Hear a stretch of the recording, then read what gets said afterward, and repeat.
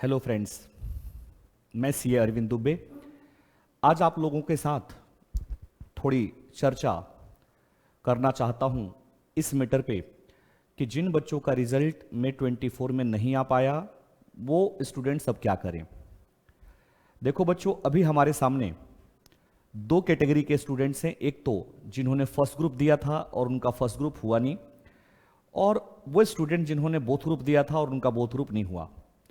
तो घबराने वाली बात नहीं है, बहुत ज्यादा स्ट्रेस में ना रहें, है ना। और भी अटेम्प्ट हैं हमारे पास। क्रिकेट में जैसे एक बॉल मिस हो गई तो टेंशन ना करें, नेक्स्ट बॉल आएगी उस पर 6 मार दीजिए, सब बराबर हो जाएगा, है ना।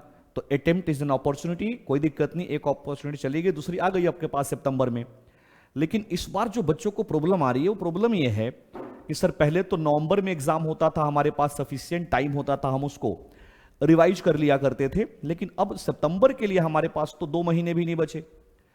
तो यहां पे ना एक बहुत ही लॉजिकल डिसीजन लेने की जरूरत है, और ये डिसीजन स्टूडेंट को खुद लेना चाहिए। देखो, एज ए टीचर हमारी जो कम्युनिटी है आपको अपने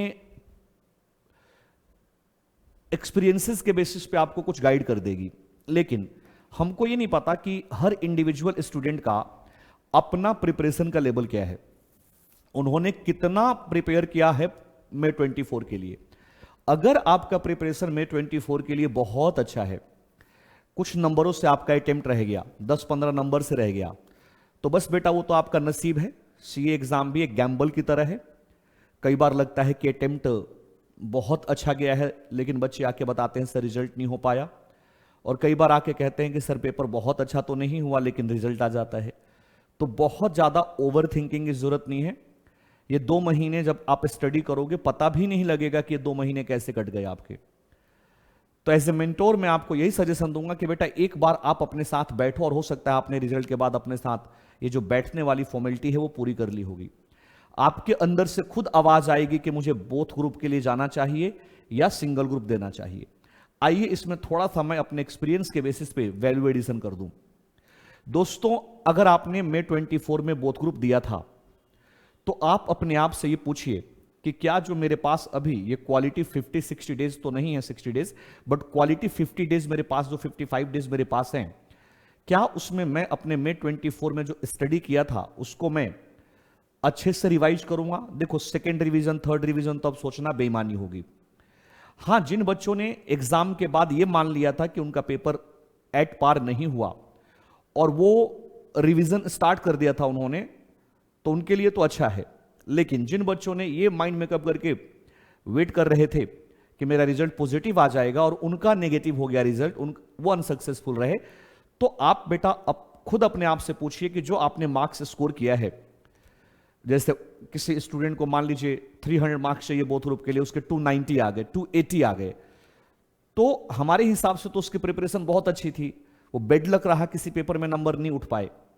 तो ऐसे बच्चे अपना हिम्मत करके आप बोथ ग्रुप दो और एक अच्छा सा रिवीजन, और देखो कहां पे थोड़ी कमी रह गई।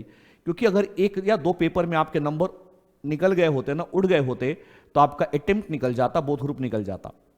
लेकिन जो स्टूडेंट्स ऐसे हैं जिन्होंने दिया तो बोथ ग्रुप, लेकिन जो मार्क्स थे वो मार्क्स कम रह गए, बहुत ज्यादा कम रह गए। मान लीजिए फर्स्ट ग्रुप में 110 मार्क्स हैं, सेकंड ग्रुप में 110 मार्क्स हैं, तो इनको थोड़ा सोचना पड़ेगा कि क्या उनका प्रिपरेशन का लेवल बोथ ग्रुप लायक था कि नहीं।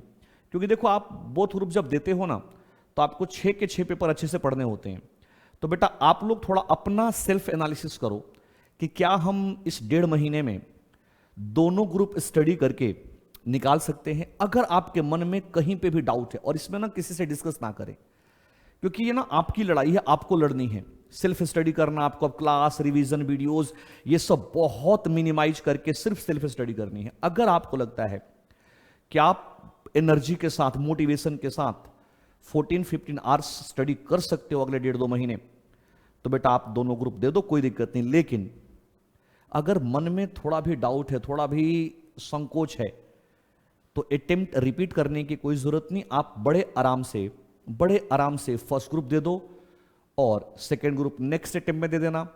या किसी बच्चे को लगता है कि नहीं मेरी प्रिपरेशन तो अच्छे से नहीं हुई थी, मैंने तो सिर्फ अपनी जनरल स्टडी करी थी, नंबर कम आ गए, तो जरूरी थोड़ी है सितंबर में पेपर देना, स्किप कर दो सितंबर, जनवरी में देना दोनों ग्रुप, अच्छे से पास कर लेना, रैंक की कोशिश करो, आपको पता ही है उसके कितने फायदे होते हैं। तो बहुत आरएनडी करने की जरूरत नहीं है, एक अटेम्प्ट ही मिस हुआ है, जिंदगी में ऐसे बहुत अटेम्प्ट बेटा आपको मिलेंगे, बस हमको मोटिवेशन के साथ आगे चलते जाना है। तो ये अपने आप से पूछो, बहुत ओवरबर्डन नहीं करना, बहुत टेंशन नहीं लेना, लाइफ बहुत इजी है, इसको इतना कॉम्प्लिकेटेड नहीं करना है। तो आप चाहें तो सितंबर में बोथ ग्रुप दे दें, और आपको लगता है कि नहीं मैं तो बहुत अच्छे से पढ़ाई करके मैं कोई चांस लेना नहीं चाहता, तो आराम से आप जनवरी दे दें। लेकिन अगर सितंबर में देना ही है तो फर्स्ट ग्रुप दे दीजिए, क्यों स्ट्रेस लेना। अगर आपको लगता है कि आपकी प्रिपरेशन बहुत अच्छी नहीं हो रखी है, लेकिन अच्छी हो रखी है, थोड़े नंबरों से फेल हो गए, कोई दिक्कत नहीं, हम दोनों ग्रुप दे देंगे। अच्छा, अब जिन बच्चों ने फर्स्ट ग्रुप दिया हुआ है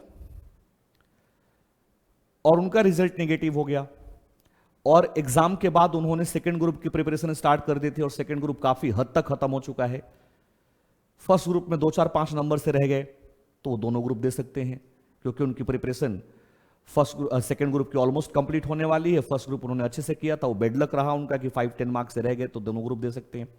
लेकिन फिर भी मन में डाउट आ रहा है तो सिंगल ग्रुप दें, कोई भी पैनिक क्रिएट करने की जरूरत नहीं है। देखो, सितंबर में एग्जाम देके अनसक्सेसफुल होने से अच्छा है कि हम सितंबर स्किप करके, अगर हमें दोनों ग्रुप देना है, हम रैंक की चाहत रखते हैं, तो जनवरी में दे दें। लेकिन आपको लगता है नहीं ऐसे कैसे, मैं तो सितंबर में देके रिजल्ट निकाल दूंगा, वो निकालो, ये तो आपको खुद डिसाइड करना है, हम लोग तो सिर्फ गाइड कर देंगे किस तरीके से आपको क्या करना है। लेकिन बेटा इसमें ना टाइम वेस्ट करने की जरूरत नहीं है, टाइम इतना है ही नहीं कि वेस्ट किया जाए। तो आप लोग अपनी प्रिपरेशन शुरू कर दें, डिसाइड करें कैसे क्या करना है, लेकिन पढ़ना शुरू कर दें। एक अप्रोच इसमें यह भी होता है कि मान लीजिए हम अगर सितंबर में एग्जाम दे रहे हैं और लगता है कि टाइम कम है, तो आप एक काम करो ना, ऐसा भी तो कर सकते हो आप ऐसा कर लो, आप ग्रुप 1 को बहुत अच्छे तरीके से कवर अप कर लो, आप पूरा ग्रुप फर्स्ट को ही फोकस करो और कोशिश करो इसी में 180 प्लस मार्क्स लेके आ जाओ। और क्योंकि सेकेंड ग्रुप आपने स्टडी कर रखा है, तो ग्रुप सेकेंड में थोड़ा थोड़ा, जब फर्स्ट ग्रुप पढ़ने का मन ना करे तो थोड़ा थोड़ा उसको रिवाइज करते रहो, कोशिश करो 40-50 के रेंज में यहां पे मार्क्स आ जाएं, तो देखो ना आपका सेट ऑफ करके बोथ ग्रुप निकल जाएगा। थोड़ी प्लानिंग करके देखो, मेरा आइडिया क्या है, मेरा ऑनेस्ट आइडिया यह है कि सितंबर में आप खाली हाथ घर ना आओ, सितंबर में आप कुछ ना कुछ लेके जरूर आइए, क्योंकि सितंबर में जब आप कुछ लेके घर आएंगे ना, तो आपके अंदर पॉजिटिविटी होगी, क्योंकि एक अटेम्प्ट बेकार होने के बाद ना मन में थोड़ी थोड़ी नेगेटिविटी आने लग जाती है। तो उस नेगेटिविटी को खत्म करने के लिए जरूरी है कि नेक्स्ट अटेम्प्ट में हमारा रिजल्ट पॉजिटिव हो। तो आप में से कुछ बच्चे ऐसा भी कर सकते हो कि फर्स्ट ग्रुप का पूरा ढंग से रिवीजन करो, और सेकेंड ग्रुप में जब जब आपको थोड़ा टाइम मिले, क्योंकि आपने पढ़ रखा है, करते रहिए और इस तरीके से गेन कर लीजिए। वाइस वर्सा भी हो सकता है, अगर किसी बच्चे का सेकेंड ग्रुप बहुत अच्छे से कवर अप हो गया, कोशिश करे 180 मार्क्स वहां लेके आ जाए, और फर्स्ट ग्रुप थोड़ा लाइटली भी रिवाइज हो गया तो कवर अप हो जाएगा, आपके दोनों ग्रुप निकल जाएंगे। तो आप इस तरीके से कर सकते हो। लेकिन दोस्तों, मेरा यही आप लोगों से आपको एडवाइस है कि टाइम वेस्ट ना करें। सितंबर में अगर एग्जाम देना है तो आप बिल्कुल, आपकी पढ़ाई अब तक शुरू हो जानी चाहिए थी, ठीक है। बाकी आप लोगों को कोई डाउट इश्यू आता है तो आप लोग पूछते ही रहते हो। Thank you very much.